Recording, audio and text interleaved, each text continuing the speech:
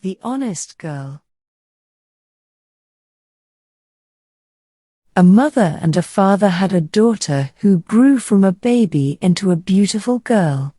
The mother and father were very proud of their daughter, and one day the father said, "It is time you were married, my beautiful daughter." And so it was agreed that the mother and father would travel to the next village to make arrangements with the family of the boy whom she would marry. When her parents were away, the honest girl began to daydream about what her life was going to be like with her new husband. And then she began to daydream about what it would be like to have children. And then she began to daydream about what her children would be called. She decided that she would have 4 children, 3 boys and 1 girl. She would call them Mulak, Jahan, and Luti. She imagined what it would be like to call out to her children when it was time for them to come in for dinner. The girl was so absorbed in her beautiful daydream that she climbed up onto the roof of her parents' house and called out, "Mulak, Jahan, Luti." And as the honest girl called out these names, the people of the village all stopped what they were doing and turned towards the house where the honest girl lived with her parents. Then, one by one, they began to run towards the house because they thought that the girl was in trouble. You see, in Punjabi, the names Mulak and Jahan also mean people. And the name J means land.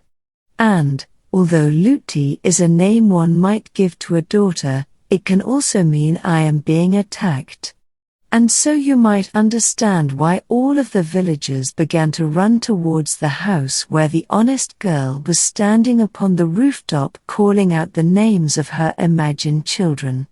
The villagers were afraid that the honest girl was being attacked.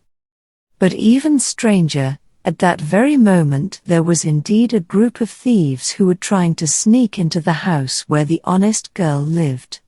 The gang of thieves intended to steal everything they could get their hands on because they had heard that the mother and the father were away in the next village and the girl was all alone in the house. But when the thieves noticed that all of the people from the village were approaching the house, they got scared and ran away into the surrounding woods, never to be seen again.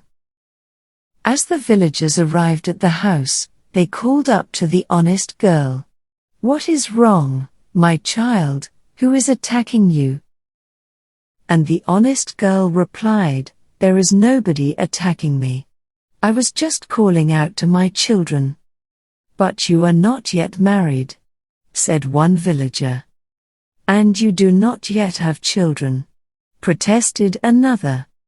The girl had great difficulty explaining to the villagers that she was simply dreaming about what her life was going to be like after she was married and had children.